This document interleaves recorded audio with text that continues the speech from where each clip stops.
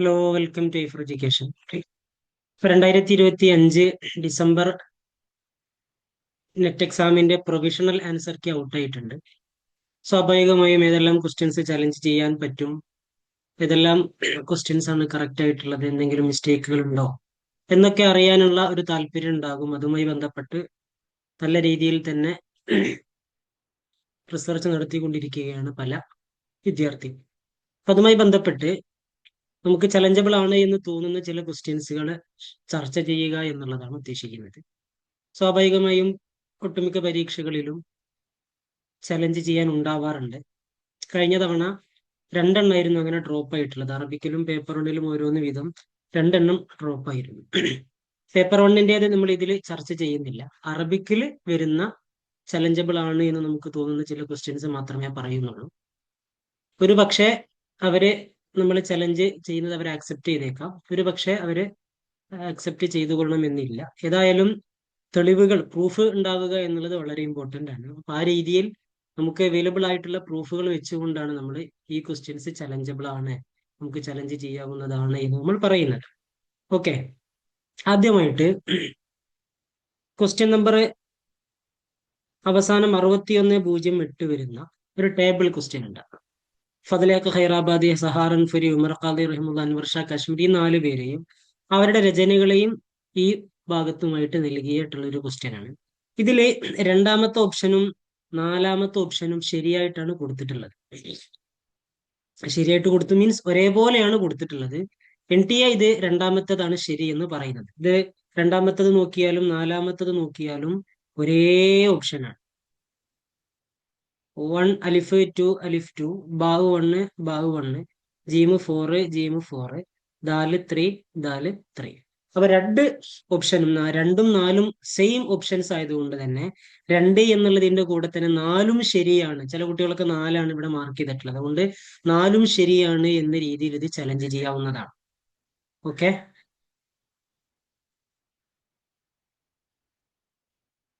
മറ്റൊന്ന് വസാദ ഖാലിയ എന്ന് പറയുന്നത് ഇസാൻ അബ്ദുൽ ഖുദ്ദൂസിന്റെ റിവായയാണ്. ഇസാൻ അബ്ദുൽ ഖുദ്ദൂസ് വിവിധ പത്രങ്ങളിലെ പത്രാധിപ സ്ഥാനം ഏറ്റെടുത്തിട്ടുണ്ട്. റോസൽ യൂസുഫ്, അഖബാറിലും ജരീദത്തുൽ അഹ്റ. ഇതില് അവർ ഓപ്ഷനായി ശരിയായി കൊടുത്തിട്ടുള്ളത് അലിഫ് ശരിയാണ്, പക്ഷെ ബാഹ് തെറ്റാണ് എന്നുള്ളതാണ്. പക്ഷെ നമ്മള് വിക്കിപീഡിയ പോലെയുള്ളതിൽ സെർച്ച് ചെയ്യുമ്പോൾ നമുക്ക് കാണാൻ പറ്റും, മജല്ല റോസൽ യൂസുഫിന്റെ പത്രാധിപ സ്ഥാനം അദ്ദേഹം ഏറ്റെടുത്തിരുന്നു. പിന്നീട് അദ്ദേഹം മജല്ല ഇദാറ അൽ മുഅസ്സസ അതിനുശേഷം പറയുന്നു അദ്ദേഹം മജല്ല അഹമ്മദ് ബഹാവുദ്ദീന്റെ മജല്ല അദ്ദേഹം ഉപേക്ഷിച്ചു. പിന്നീട് അദ്ദേഹം അഖ്ബാറുൽ യൗമിന്റേത് 2 തവണ അദ്ദേഹം ഏറ്റെടുത്തിരുന്നു. അവസാനം പറയുന്നുണ്ട് മജ്ലിസുൽ ഇദാറ അൽ ജാനിബ് റഈസ് തഹ്രീൽ ഫിൽ ഫത്ര 1921 വന്നാൽ ഇൻതഖല ബഅദഹ ലിൽ കാത്തിബിൻ ബി സ്വഹീഫത്തി അൽ അഹ്റാം. അഹ്റാമിൽ ഒരു കാത്തിബായി 75 റഈസൻ ലി മജ്ലിസ് ഇദാറ മുഅസ്സസത്തുൽ അഹ്റാം വസ്തമറ യശ്ഗലു ഹാദൽ മൻസിബ് ഹത്ത 1976. ഓക്കെ, അമില ബഅദഹ കാത്തിബൻ മുതഫർരിഖൻ ഓ മുസ്തശാറൻ ബിൽ അഹ്റാം. അപ്പൊ അഹ്റാം എന്ന് പറയുന്നതിലും അദ്ദേഹം ഈ പറയുന്ന രീതിയിലുള്ള സ്ഥാനം വഹിച്ചിട്ടുണ്ട് എന്ന രീതിയിൽ കാണാൻ പറ്റും. അപ്പൊ ആ ഒരു ക്വസ്റ്റ്യനും നമുക്ക് ചലഞ്ച് ചെയ്യാൻ പറ്റും എന്ന് തോന്നുന്നു. ഓക്കെ, വിക്കിപീഡിയയിൽ നിന്ന് എടുത്തിട്ടുള്ളതാണ്. മറ്റൊന്ന്, ഇത് നമ്മളെ അങ്ങനെ വളരെ കട്ടൻഡ്രയായിട്ട് പറയല്ല, പക്ഷെ ഇതിലിപ്പോ ഇബ്നു ദറാജ് അൽ ഖസ്തല്ലി അദ്ദേഹം ജനിക്കുന്നത് ഖസ്തല്ലയിലാണ് എന്ന് ഗ്രന്ഥങ്ങളിലുണ്ട്.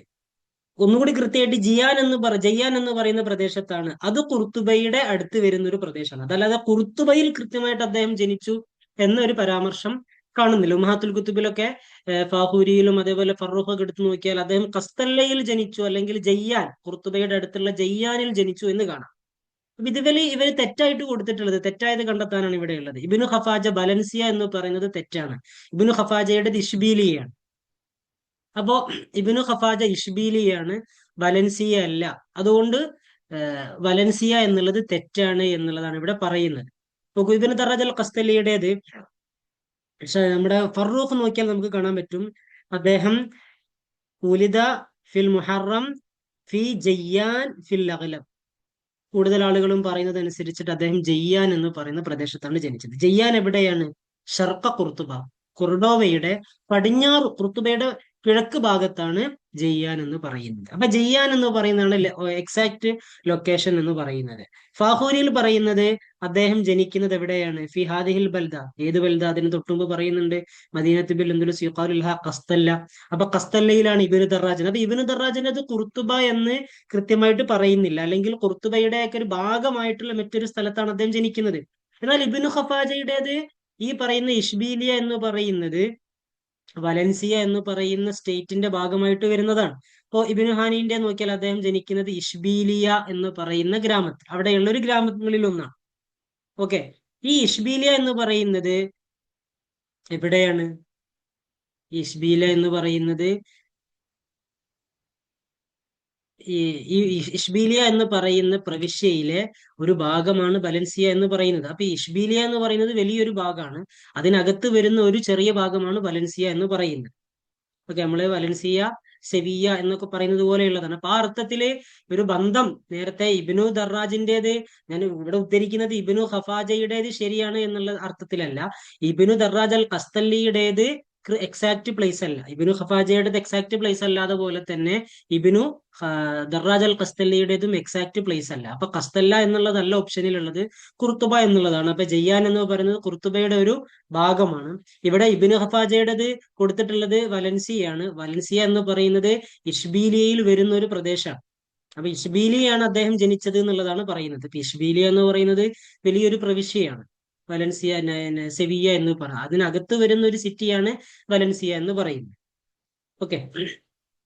ഇനി മറ്റൊന്ന്, ഇത് നമുക്ക് കൃത്യമായിട്ടും തന്നെ ചലഞ്ച് ചെയ്യാവുന്ന ഒരു ക്വസ്റ്റ്യൻ ആണ്. മുത്തനബിൽ മഗ്രിബ് എന്ന സ്ഥാനപ്പേരുള്ള കവി ഇന്ത്യ കൊടുത്തിട്ടുള്ളത് ഇബ്നു ദറാജ് അൽ ഖസ്തല്ലി എന്നുള്ളതാണ്. പക്ഷെ ഇബ്നു ഹാനിനെ കുറിച്ചും അങ്ങനെ തന്നെ പരാമർശമുണ്ട്. മുമ്പൊരു ചോദ്യം ഉണ്ടായിരുന്നു, മുത്തനബിൽ ഗർബ് ആരായിരുന്നു? ആ മുത്തനബിൽ ഗർബ് ആരാണ് എന്നുള്ളതിന്റെ ഉത്തരമായിട്ട് വന്നിട്ടുള്ളത് ഇബ്നു ഹാനി ആയിരുന്നു. അപ്പൊ മുത്തനബിൽ ഗർബ് എന്ന് ജയ്യാത്തിൽ ഇബ്നു ഹാനിയെ കുറിച്ച് പറയുന്നുണ്ട്. അപ്പൊ അവർ ജയ്യാത്ത് നോക്കിയിട്ടായിരിക്കും ഒരു പക്ഷെ ക്വസ്റ്റ്യൻ ഉണ്ടാവുക. അപ്പൊ മുത്തനബിൽ ഗർബ് എന്ന് ഇബ്നു ഹാനിയെ കുറിച്ചും ഖസ്തലിയെ കുറിച്ചും പറയുന്നുണ്ട്. പക്ഷെ ഇബ്നു ഹാനി എന്നുള്ളതായിരുന്നു അന്ന് ഓപ്ഷൻ ശരിയായി കൊടുത്തിട്ടുള്ളത്. പക്ഷെ ഇപ്പോ മുത്തനബി അൽ മഗ്രിബ് എന്ന ചോദ്യം ചോദിക്കുകയും ഇബ്നു ദറാജ് അൽ ഖസ്തലി ശരിയാണെന്ന് പറയുന്നുണ്ട്. അപ്പൊ ഫാഖൂരി നോക്കിയാൽ ഇബ്നു ദറാജ് അൽ ഖസ്തലിയെ കുറിച്ചിട്ടാണ് മുത്തനബി അൽ മഗ്രിബ് എന്ന് പറയുന്നത്. പക്ഷെ ഉമർ ഫറൂഖ് നോക്കുന്ന സമയത്ത് മുത്തനബിൽ ഗർബ് എന്നോ മുത്തനബിൽ മഗ്രിബ് എന്നൊക്കെ ഈ ഇബ്നു ഹാനിനെ വിളിച്ചിരുന്നു എന്ന് കാണാൻ പറ്റും. ഓക്കെ.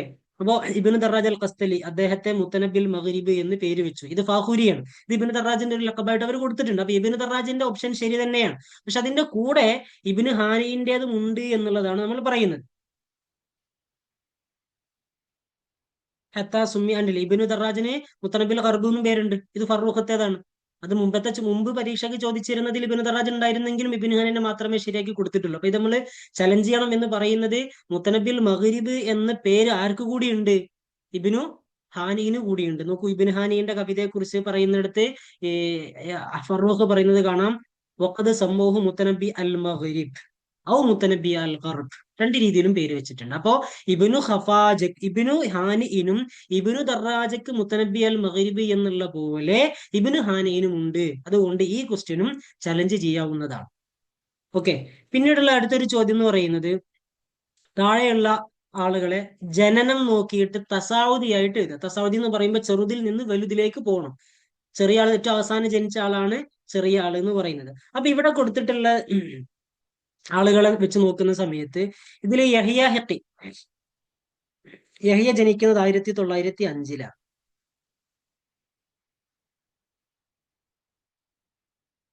യൂസുഫ് ഇദ്രീസ് ജനിക്കുന്നത് 927-ലാണ്.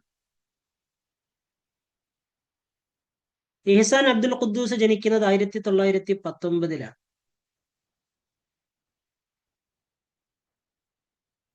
ജക്കരിയ താമിർ ജനിക്കുന്നത് 1931-ലാണ്.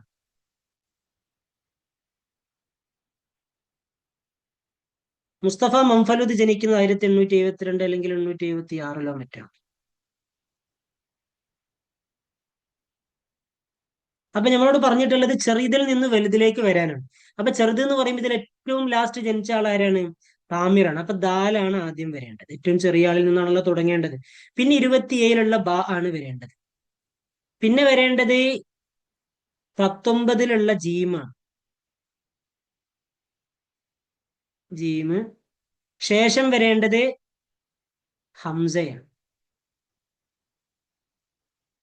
ശേഷമാണ് ഏറ്റവും അവസാനമാണ് ഹാ വരേണ്ടത്. അപ്പൊ ഇതുവരെ 4 പേരായിരുന്നു പൊതുവെ കൊടുക്കാറുണ്ടായിരുന്നത്. ഇപ്പൊ ഇത്തവണ ഇത്തരം തർത്തീബിയുടെ ക്വസ്റ്റ്യനിൽ 5 പേരെ കാണാൻ പറ്റും. വേറെ ചോദ്യങ്ങളിലൊക്കെ ഈ രീതിയിൽ 5 ആളുകളുണ്ട്. അപ്പൊ ദാല്, ബാ, ജീമ്, ഹംസ, ഹ ഇതാണ് ഇവിടുത്തെ യഥാർത്ഥ ശരിയായിട്ടുള്ള ഓപ്ഷൻ എന്ന് പറയുന്നത്. അങ്ങനെയുള്ള ഒരു ഓപ്ഷൻ ഇവിടെ കാണുന്നില്ല. ഇത് നൺ ഓഫ് ദീസ് എന്ന് പറയുന്ന രീതിയിൽ ഈ ക്വസ്റ്റ്യൻ ചലഞ്ച് ചെയ്യേണ്ടതാണ്. ഓക്കെ.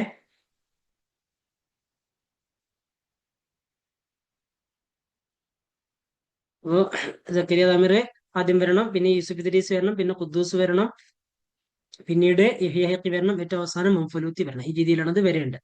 ഇനി മറ്റൊരു സാധ്യതയുള്ള ഒരു ക്വസ്റ്റ്യൻ എന്ന് പറയുന്നത് വഷഹാത്ത് ഉന്ദുലുസിയാണ്. ഈ ഒരു ക്വസ്റ്റ്യനിൽ അവർ ഓപ്ഷൻ ആയി ശരിയായി കൊടുത്തിട്ടുള്ളത് മൂന്നാമത്തെ ഓപ്ഷനാണ്. ഇതാണ് ശരിയായി കൊടുത്തിട്ടുള്ളത്. അപ്പോ മുവഷഹാത്ത് എന്ന് പറയുന്നത് ഉന്ദുലുസിയാണ്, ഇത് ശരിയാണ്. മുവഷഹാത്ത് എ ഡി നോക്കുന്ന സമയത്ത് 9-ാം നൂറ്റാണ്ടിലാണ് വെളിപ്പെട്ടത്, അതും ശരി തന്നെയാണ്. മുവഷഹാത്ത് മ്യൂസിക്കുമായി ബന്ധപ്പെട്ട് വരുന്നതാണ്, യൂസുഫ് ബിൻ ഹാറൂൻ എന്നുള്ളതല്ല. മുവഷഹാത്ത് ഖുഫില്, അജ്സാ, ഷുത്തൂർ, ശരിക്ക് മത്തല, ഖുഫില്, ഖർജ ഈ രീതിയിലൊക്കെയാണ്. അപ്പൊ ഷുത്തൂർ എന്നുള്ളത് യഥാർത്ഥത്തിലായിരിക്കാം. അപ്പൊ അലിഫും ബാവും ജീമും ഹാവും ശരിയാണ്. അപ്പൊ ബാ എന്നുള്ളത് നമ്മള് ഹിജറ നോക്കുന്ന സമയത്ത് 3-ാം നൂറ്റാണ്ടിന്റെ അവസാനം, ക്രിസ്തുവർഷം നോക്കുന്ന സമയത്ത് 9-ാം നൂറ്റാണ്ടിന്റെ അവസാനം, ഈ രീതിയിലാണ് പറയാറുള്ളത്. അപ്പൊ 9-ാം നൂറ്റാണ്ടിൽ തന്നെയാണ് മുവഷഹാത്ത് എന്തായിട്ടുള്ളത്, അതിന്റെ അത് പ്രത്യക്ഷപ്പെടൽ ആരംഭിച്ചിട്ടുള്ളത് അപ്പോഴാണ്. അപ്പൊ ഈ ബാ എന്നുള്ള ഓപ്ഷൻ ശരിയാണ്, പക്ഷെ അവർ ശരിയായിട്ട് പരിഗണിച്ചിട്ടില്ല. അപ്പൊ ഇതില് ഈ പറയുന്ന അലിഫ്, ബാ, ജീമ്, ഹാ എന്ന രീതിയിലുള്ള എല്ലാം അടങ്ങിയിട്ടുള്ള ഒരു ഓപ്ഷൻ ഇതിൽ കാണുന്നില്ല. അതുകൊണ്ട് ഈ ഒരു ക്വസ്റ്റ്യനിലും നൺ ഓഫ് ദീസ് എന്ന രൂപത്തിൽ നമുക്ക് ചലഞ്ച് ചെയ്യാവുന്നതാണ്. ഓക്കെ. ഇനി ഈ ക്വസ്റ്റ്യൻ ഇത് അന്നയക്കൂൻ അബൽ വരിയത്തി ആദമു അബൂക വസഖലാനു അന്ത മുഹമ്മദ്, ഇത് ബലാഗാവാദിഹയിലുള്ള ഒരു എക്സാമ്പിൾ ആണ്. അപ്പൊ ഇത് തഖീദുൽ ലഫ്ളിയിന് തന്നെ കൊടുത്തിട്ടുള്ളതാണ്. തഖീദുൽ ലഫ്ളി എന്ന അർത്ഥത്തിൽ തന്നെയാണ് ബലാഗാവാദിഹയിൽ ഈ ചോദ്യം അല്ലെങ്കിൽ ഈ ഒരു ഉദാഹരണം വന്നിട്ടുള്ളത്. പക്ഷെ ഇതേ സെയിം ക്വസ്റ്റ്യന് 2023 ജൂണിൽ അത് വന്നിരുന്നു. ഇപ്പൊ ഇതിൽ നോക്കുന്ന സമയത്ത് ലുഅഫ് തൗലീഫ് എന്ന് പറഞ്ഞാൽ അതെന്താണ്, കലാമെ നഹവി ലോകത്തിന്റെ കായികയിൽ നിന്ന് പുറത്തു പോവലാണ്. ലമീർ എന്ത് ചെയ്യുക, പിന്നെ ലഫ്ലിലും മൈനയിലൊക്കെ പിന്നിലുള്ളതിലേക്ക് മടങ്ങുക.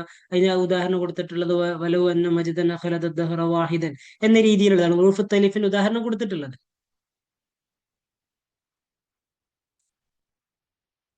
ആണോ? എന്നിട്ട് തഴക്കീദുൽ ലഫ്ലിന്റെ എക്സാമ്പിൾ ആയിട്ട് തന്നെയാണ് അന്നായക്കൂൻ അബൽ ബരിയത്തി ആദമു എന്ന രൂപത്തിൽ കൊടുത്തിട്ടുള്ളത്. എന്ന് പറഞ്ഞാല് തഴക്കീദുൽ ലഫ്ലി പറഞ്ഞാൽ എന്താണ്, കലാമ് ദലാലത്ത് വ്യക്തമാവാത്ത രൂപത്തിൽ എന്തെങ്കിലും പ്രശ്നങ്ങളുള്ളത് കാരണം കൊണ്ട് കലാമിലെ ദലാലത്ത് വ്യക്തമാവാതിരിക്കുക എന്നുള്ളതാണ് അവിടെ ഉദ്ദേശിക്കുന്നത്. അപ്പോ ഈ അർത്ഥത്തിൽ തന്നെയാണ് ബലാഗാവാദികൾ കൊടുത്തിട്ടുള്ളത്. പക്ഷെ ഇവർ ഇതേ ക്വസ്റ്റ്യന് 2023 ജൂണില് തന്നിരുന്നു. ഈ ബൈത്തിലുള്ള ഐബ് എന്താണ് എന്ന് ചോദിക്കുകയും ലുഅഫ് തൗലീഫ് എന്നുള്ളത് ശരിയായിട്ടുള്ള ആൻസർ ആണെന്ന് പറയുകയും ചെയ്തിരുന്നു. അപ്പൊ ലുഅഫ് തൗലീഫ് എന്ന രീതിയിൽ അവര് മുൻപ് ഒരു പരീക്ഷയ്ക്ക് അവര് തന്നെ കൊടുത്തിട്ടുണ്ട് എന്നുള്ളത് കൊണ്ട്, ഇതിലെ ലുഅഫ് തൗലീഫ് എന്നുള്ള ഒരു ഓപ്ഷൻ ഉള്ളത് കൊണ്ടും നമുക്ക് ആ രീതിയിൽ വേണമെങ്കിൽ ക്ലെയിം ചെയ്യാം. പക്ഷെ പ്രൂഫ് എന്ന് പറയുന്നത് അവരുടെ തന്നെ ഒരു പ്രീവിയസ് ക്വസ്റ്റ്യൻ മാത്രമാണ്. അല്ലാതെ ബലാഗാവാദിഹയിലുള്ളത് ഇത് ഏതർത്ഥത്തിൽ തന്നെയാണ്, ഈ പറയുന്ന രൂപത്തിൽ തന്നെയാണ്. തഅഖീദ് ലഫ്ളി എന്നതിന്റെ ഒരു എക്സാമ്പിൾ ആയിട്ടാണ് കൊടുത്തിട്ടുള്ളത്. പക്ഷെ NTA തന്നെ 2023 ജൂണിൽ ചോദിച്ച സമയത്ത് ലുഅഫ് തൗലീഫ് ആണ് അതിന്റെ ഒരു പ്രശ്നം എന്ന നിലക്ക് അവർ തന്നെ പറഞ്ഞതിന്റെ അടിസ്ഥാനത്തിൽ നമുക്ക് ആ ക്വസ്റ്റ്യൻ വെച്ചിട്ട് ക്ലെയിം ചെയ്യാവുന്നതാണ്. പരിഗണിക്കപ്പെടുമോ എന്നുള്ളത് അറിയില്ല. അപ്പൊ അറബിയുമായി ബന്ധപ്പെട്ട് നമ്മൾ നോക്കുന്ന സമയത്ത് ഇത്രയും ക്വസ്റ്റ്യൻസ് ആണ് പ്രധാനമായും നമുക്ക് ചലഞ്ചബിൾ ആണ് എന്ന് തോന്നുന്നത്. ഒറ്റ തവണ കൂടി ജസ്റ്റ് നമുക്ക് ഓടിച്ച് പോയി നോക്കാവുന്നതാണ്. കൂടുതൽ ക്വസ്റ്റ്യൻ ഇല്ല ഇതില്. 6108 വരുന്ന ഈ ഓപ്ഷൻ 2ഉം 4ഉം ശരിയാണ്. 2 ഏതായാലും അവർ കൊടുത്തിട്ടുണ്ട്. അപ്പൊ 4ഉം കൂടി ടിക്ക് ചെയ്തിട്ട് എന്ത് ചെയ്യുക, 2ഉം ശരിയാണ് എന്നുള്ള അർത്ഥത്തിൽ നമ്മളത് ക്ലെയിം ചെയ്യാവുന്നതാണ്. അതേപോലെ ഇതിലെ അലിഫും ബാവും കിലാഹും 6093 ഓപ്ഷൻ എ ആണ് ശരി, 3 അല്ല എന്നുള്ള രീതിയിൽ നമുക്ക് ക്ലെയിം ചെയ്യാവുന്നതാണ്. അതേപോലെ ഇബ്നു ഖഫാജ വലൻസിയ എന്നുള്ളത് തെറ്റാകുന്ന പോലെ ഇബ്നു ദറാജ അൽ ഖസ്തലിയുടേത് ഖുർത്തുബ എന്നുള്ളതും കൃത്യമായ ഒരു എക്സാക്ട് പ്ലേസ് അല്ലാത്തത് കൊണ്ട് അത് തെറ്റ് ആണ് എന്ന രൂപത്തിൽ നമുക്ക് ക്ലെയിം ചെയ്യാം. പിന്നെ അതേപോലെ മുത്തനബി അൽ മഗ്രിബ് എന്നുള്ളത് ഓപ്ഷൻ എ ശരിയായ പോലെ തന്നെ ഓപ്ഷൻ 2ഉം ശരിയാണ് എന്ന് നമുക്ക് കൃത്യമായിട്ട് ഉമ്മഹാത്തുൽ കുത്തുബ് ബേസ് ചെയ്തിട്ട് നമുക്ക് ക്ലെയിം ചെയ്യാൻ പറ്റുന്നതാണ്. അതേപോലെ ഇതിൽ കൃത്യമായിട്ടുള്ള ഒരു ഓപ്ഷൻ ഇല്ല. നൺ ഓഫ് ദീസ് എന്ന രൂപത്തിൽ 60, 90 എന്ന് പറയുന്ന ക്വസ്റ്റ്യൻ നമുക്ക് ഒരു ഓപ്ഷനും ശരിയല്ല എന്ന രൂപത്തിൽ നമുക്ക് ക്ലെയിം ചെയ്യാവുന്നതാണ്.